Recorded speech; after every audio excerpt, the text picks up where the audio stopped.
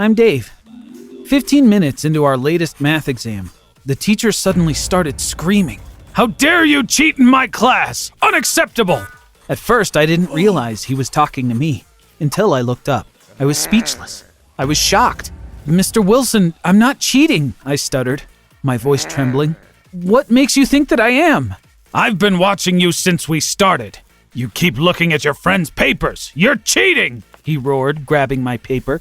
I'm not going to report this to school administration, he continued with a smirk on his face. But if I catch you again, I won't be so easy on you. They'll see you expelled if this happens again. That smirk. I knew that horrible condescending smile. Mr. Wilson had done it again. He found something else to add to the list of things he could use to threaten me, use his leverage to keep me as his errand boy. Mr. Wilson came to our school at the beginning of the year. I met him during the summer break before school started when he moved in next door to my house.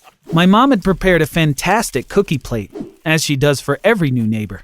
We went to say hello. That day, I found out that Mr. Wilson was a math teacher. His wife had also been a teacher for years, but she had retired. They didn't have any children. At the end of the visit, Mr. Wilson said, We sometimes need help around the house. Dave, you'd be willing to help out, wouldn't you? Of course, sir. Please don't hesitate to ask me, I replied. At first, I was happy to help out, but the Wilsons kept asking me until I was doing practically everything for them. Dave, could you wash the car, please? Dave, could you throw out the trash? Dave, do you mind mowing the lawn? It wasn't long before polite requests turned into barking orders. Dave, I called you 10 minutes ago. Where are you? Take the trash out now. Dave, you still haven't washed the car? I'm late for work because of you. Hurry up. At this point, I couldn't handle it anymore, so I started making excuses and avoiding their calls. But when school started, my heart sank. My assigned math teacher was Mr. Wilson. He started using every opportunity to threaten me, including false accusations of cheating on my tests. In exchange for not reporting me to the principal, I had to keep doing their chores at home. I didn't have a choice. We hold a garage sale in our neighborhood the first week of May every year. People who want to do a little spring cleaning sell their old clothes, kitchen utensils, books, and furniture. Mrs. Wilson called me the day before the garage sale, asking me to put their old stuff into cardboard boxes. She kept ordering me around for hours. When she was done, she said, "Don't forget to come early tomorrow morning and take these boxes out to the front yard." I did what she asked me to do before leaving for school the next morning. My mom never really sells our old stuff. For some reason, she's always been more into buying from the neighbors. When I got back home from school, I saw that our front yard was filled with boxes. My mom said, "Honey, I got some fabulous stuff from the neighborhood yard sale. Will you help me carry these boxes inside?" I was exhausted, but I didn't want to say no to my mom. She just seemed so excited. "Dave, look at this umbrella. It's got to be brand new. Oh, how about this? Miss Renee's brooch, at least 50 years old. Oh, and I didn't forget about you either. Apparently, Julene is a huge Stephen King fan. There's a box full of his books in the corner over there." "Julene?" I interrupted, surprised. "You mean Mrs. Wilson? I helped pack every box for her yard sale. I didn't see any of these books." My mom shrugged. "Julene said they were all Stephen King. Why don't you take them with you to your room?"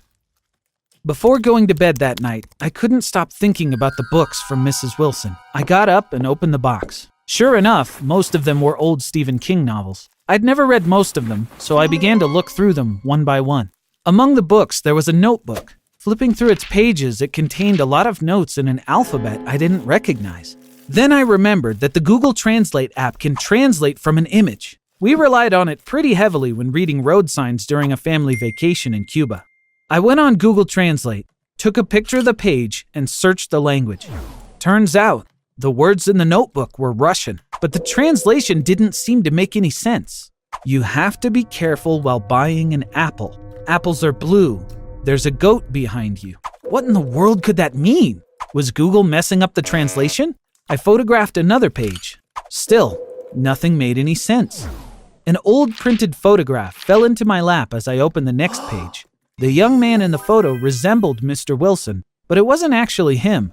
The Mr. Wilson I knew had a wider chin and a smaller nose. The strange translations from the notebook started to confuse me even more with each new page. After photographing each one, I started pacing around the room. Could this be some kind of code? And even if it was, could anyone make sense out of these meaningless sentences? Suddenly, the doorbell rang, but it was almost midnight. Who could possibly be at the door this late at night? Shortly after, my mom came to my room. Dave, Mr. Wilson is at the door. He wants to look at the box of books I bought from them. He says they may have accidentally placed something inside they didn't mean to sell. I reached down to pick up the box, quickly slipping the notebook inside without my mom seeing. Mom, I was about to go to bed. Can you take the box out to him? I said, faking a yawn. The notebook must have been really important for Mr. Wilson if he'd showed up this late at night at our doorstep. I was intrigued. Luckily, I had taken pictures of each notebook page and the photo that had been tucked inside. I had a hunch that Mr. Wilson was hiding something. My thoughts ran wild about everything until I finally drifted off to sleep. While walking to the bus stop in the morning, I got a text from Mr. Wilson. Why didn't you take out the trash? I started burning with anger, but I didn't have a choice unless I wanted to risk getting expelled from school. I ran into him as he was getting into his car. I shouldn't have to tell you to take out the trash every morning, he growled. Just do it. With that, he drove away. I was sure he was headed to school, but of course, he wasn't the kind of person to offer me a ride. Even at full sprint, I couldn't catch the bus on time, so I had to use my lunch money to catch a city bus to get to school.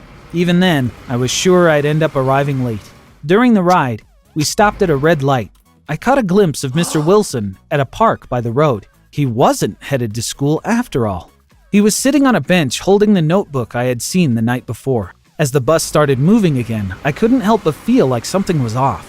I got off at the next stop and ran back to the park where I last saw him. Thankfully, he was still there, so I decided to watch him from a distance. After a while, Mr. Wilson got up and started walking deeper into the park. He left the notebook behind on the bench. A few moments later, another man came and sat on the bench. He picked up the notebook casually, as if it belonged to him, but he didn't look inside. He just casually watched people passing by for a good while. Finally, he got up and left, taking the notebook with him. Why had Mr. Wilson left the notebook on the bench? Who was the guy who took the notebook? Then I remembered. I took out my phone to look at the photo I had found inside the notebook. I immediately put it through a reverse image search. I gasped when I saw the results. FBI's Most Wanted was the first one listed. I clicked on the link right away. There were lots of photos on the page. From what I could gather, these were the most dangerous criminals wanted by the FBI. When I scrolled down, I saw him. Yuri Batalov, wanted for espionage on behalf of Russia. He was adopted by a U.S. citizen and moved to the U.S. from Moscow. The family had been arrested for leaking information to the USSR government in the 80s. They confessed to raising Yuri as a spy, but he had disappeared without a trace. He's still a fugitive. This is the only photo we have of him. He's believed to live in the U.S. The FBI is offering a reward of $250,000 for any tips leading to his arrest. I was shocked. I found the FBI's anonymous tip line through a Google search and told them about everything I'd seen. They were immediately interested. An hour later, 2 FBI agents showed up. They took the photos I had of the notebook. They said, "Don't speak to anyone about this matter. We'll take it from here." About a week later, we woke up to the sound of sirens. There were police cars everywhere. I ran outside. Mr. Wilson and his wife were handcuffed. I caught Mr. Wilson's gaze as he got into the police car and waved at him with a smirk on my face. The next day, there were a lot of news stories in the media about the capture of the Russian spy Yuri Batalov, aka Mr. Wilson.